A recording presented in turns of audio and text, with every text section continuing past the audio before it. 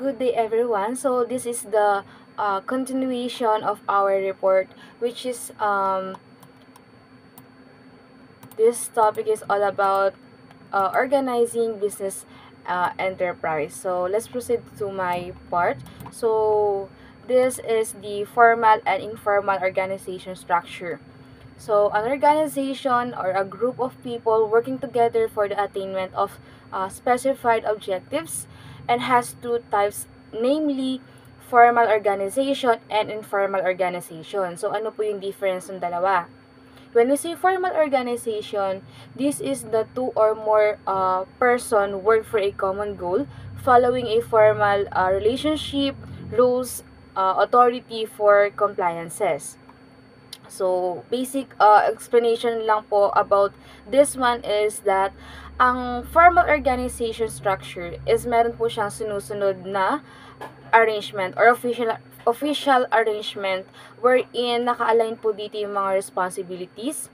Meron siyang hierarchy and also meron siyang job description and rules and regulation inside the company. So, ganun po siya. So, while on the other hand, the informal organization structure is a type of organization that formed a system of social relationship when people met and interact with each other. So, ito naman yung informal organization, yung parang samahan inside or grupo inside the company. So, ito po yung mga samahan ng mga empleyado, samahan ng mga may mga mataas na katungkulan sa opisina. So, yun po yung relationship na nabubuo inside a company. So, wala siyang sinusunod na rules and regulation and wala siyang job description, unlike sa formal organization. Next, let's proceed to job analysis. So, what is job analysis? So, based on our presentation, job analysis is the process of collecting data for the identification of the duties, responsibilities, and specification of a given job that will help find the right person to fill in the role. So, sa job analysis, ito yung proseso o yung pagpili ng mahalagang impormasyon tungkol sa isang trabaho. So, sa madaling salita po, ito yung mga masusing pag-aaral kung paano ginagawa yung isang particular na trabaho. So, yun po yung job analysis. And, in addition, ito yung mga kinakailangang gampanin, responsibilities, skills, knowledge, sa isang company. So, bakit nga ba mahalaga to? So, mahalaga to para makahanap ng tamang tao na suitable or fit doon sa job na ina-applyan or hinahanap. So, meron po tayo ditong, based on my research, meron tayong tinatawag na two types of job analysis. So, number one is the job description. So, kung mapapansin niyo po sa ating presentation, yung job analysis natin is nahati sa dalawa, yung job description and yung job specification. So, let's focus muna sa job description. So, yung job description, meron siyang job title, job location, job summary, reporting to working conditions, job duties, machine to be used, and also the hazards. So, ito yung detailed na listahan ng mga tungkulin or responsibility ng isang employee sa trabaho or sa work. While on the other hand, the job specification is the qualification, experience, training, skills, responsibilities, emotional characteristics, and sensory demands. So, usually, yung job specification, ito yung mga kadalasan nakikita natin pagka merong hiring. So, ito yung mga qualification, knowledge, and skills na kinakailangan ng isang tao para magawa or ma-fit siya dun sa work na yon. Next one is the forms of So, the forms of business organization. So, sa forms of business organization, we have here a sole proprietorship. So, ano ba siya? So, sole proprietorship firms under proprietorship are owned by one person, making them responsible for all day-to-day tasks or running a business. So, um, and all of the liabilities, debts, and assets of the business. Many small businesses started as a sole proprietorship, as this is the most easiest and least expensive form of ownership. So, yung sole proprietorship is yung pinaka simple o type ng negosyo. So, ito yung dito pa lang nag-start yung business mo wherein ikaw lang yung may-ari at wala kang partner or wala kang kasosyo. So, dito, meron tayong mga example na proprietorship, just like sari-sari store, taho vendor sa kanto, o kaya freelance graphic designers. So, yun. So, kapag ka, nagde-decision ka, kumikita ka, or may utang or may problema sa negosyo, so, solo mo siya. So, carried mo siya mag-isa. So, ano ba yung advantage ng isang sole proprietorship? So, ang advantage niya is madaling simulan. So, as I've said sa presentation, it is the easiest type of business. Buong kita sa'yo dahil wala ka namang cashier o wala kang kapartner sa negosyo, and mabilis kang makakapagdesisyon. So, kung ano yung gusto mong plano sa negosyo mo, kung ano yung gusto mong maging way para mas makabenta, sariling desisyon mo, walang kokontra sa'yo. Pero meron pa din siyang disadvantage. So, meron advantage and meron din disadvantage. Ang disadvantage naman sa isang sole proprietorship is ikaw ang sasagot ng lahat ng utang at problema. So, salo mo siya mag-isa. And, limitado lang ang puhunan. So, ganun siya. Yun ang disadvantage ng sole proprietorship. Next one, let's proceed naman po sa partnership. So, ano ba yung partnership? Partnership is a type of organization wherein two or more people shared ownership of a single business and should have a legal agreement regarding how decisions will be made. So, partnership, partner, kaya tinawag na partner dahil merong two or more people that involved in a business. So, ang partnership ay isang uri ng negosyo o pag-aari nga ng isa o dalawa o higit pang tao na nagkaroon ng agreement and nagtutulungan, namumuhunan, at nag-ooperate ng negosyo ng mag-partner para kumita. So, sila ay mag-asosyo at hati sila sa puhunan, kita at responsibilities. So, yun po yung partnership. So, example na lang po ng partnership is like a clothing business. So, like a group of friends decided to have a clothing business. So, yun. So, merong naka-assign for design, may naka-assign for pagbebenta. Kumbaga, meron silang different task kung paano sila kikita. So, team sila, partner sila, ganon. So, ang partnership is meron ding advantage. So, one of the advantage in partnership is malaki yung puhunan. So, malaking puhunan, hati-hati kayo doon.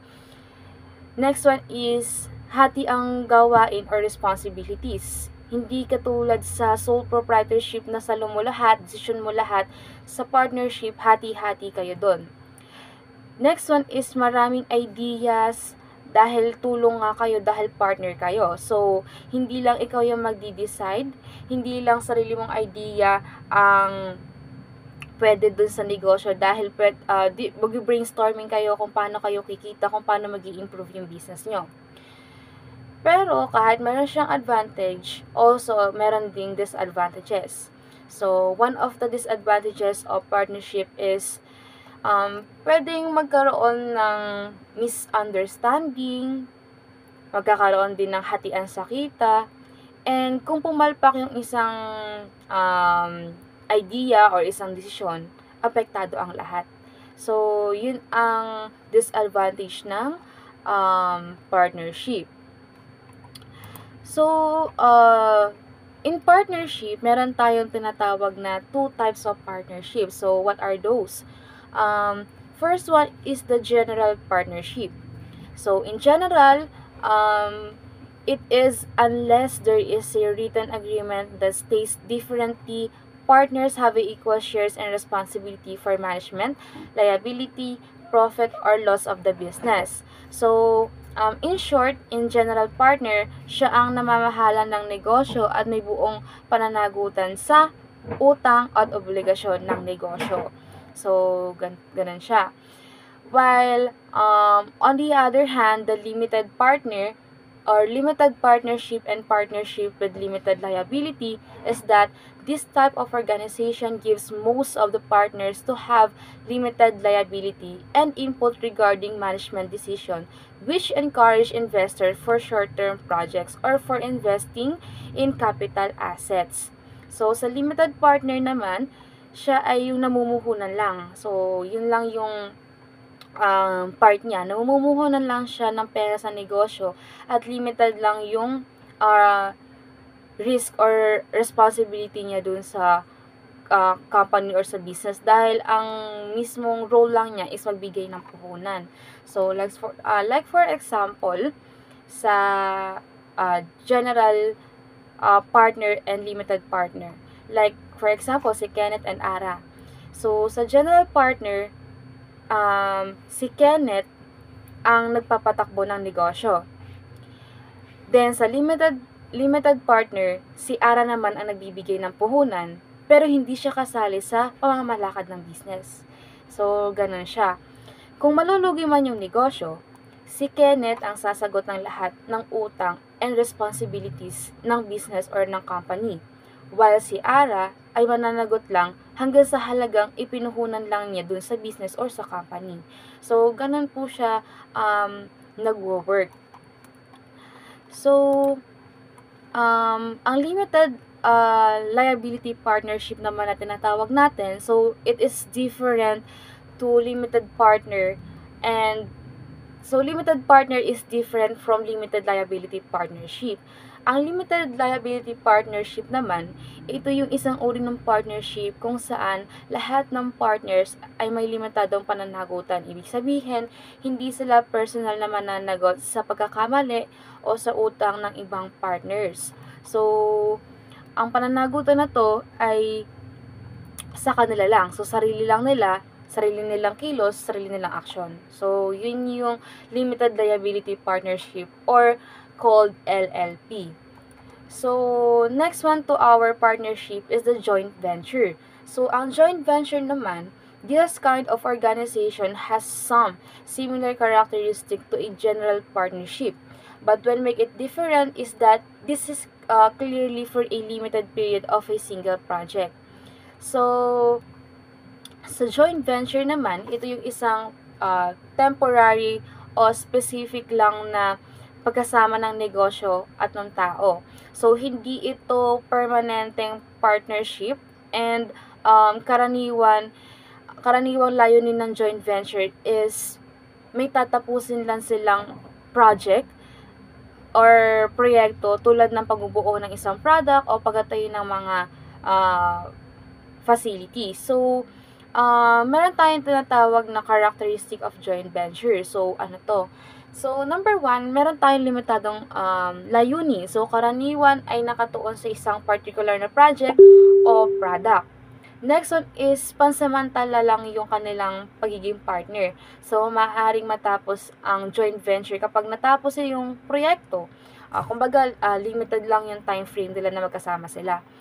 And then, paghahati ng puhunan at kita. Sa paghahati ng puhunan, sa gastos, sa kita ng proyekto. So, ganun siya. Kapag kumita, hati, sa gastos, hati din.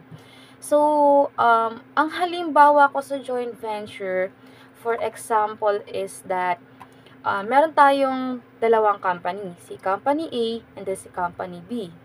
Si Company A ay isang software company, while on the other hand, si Company B naman ay isang hardware company. So, nagsama silang dalawa para gumawa ng isang bagong uri ng laptop. Ganyan. So, si Company A, ang magiging focus niya is sa software development. While on the other hand, si Company B, ang magiging focus niya is yung sa hardware. So, ganon sila maging tandem. So, with that, with that project, hahatiin nila yung responsibility, hahatiin nila yung project, magkakahiwalay uli sila, pero yung kita, hati pa rin sila. So, yun siya. So, next one.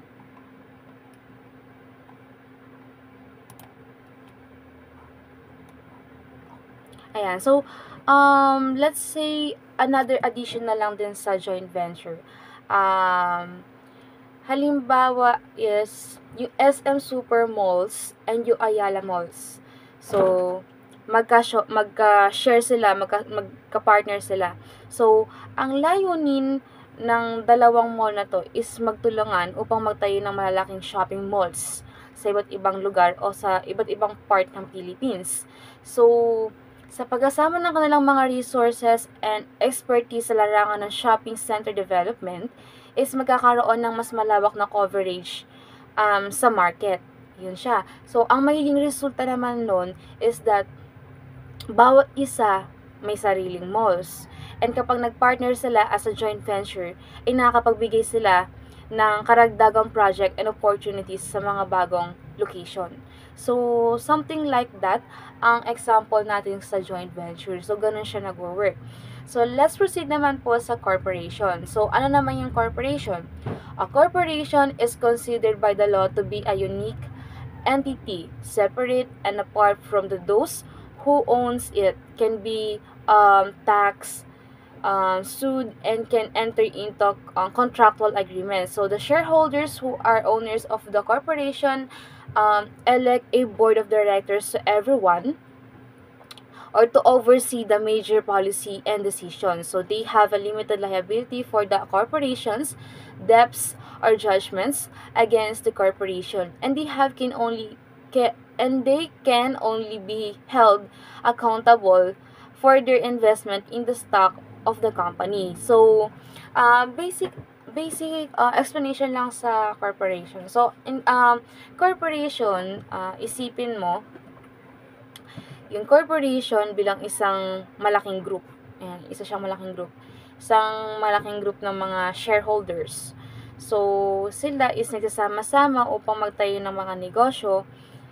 Pero, kahit marami sila, ang mga corporations ay may isang tao na hiwalay sa mga miyembro nito. So, karaniwan, ang isang corporation ay may board of directors. So, ano nga ba yung board of directors? Ito yung namamahala at gumagawa ng desisyon para sa kumpanya or sa business. At may mga employees na nagtatrabaho dito. So, kumbaga, siya yung boss, ganon, siya yung nasa top, ganon, yun ang board of directors.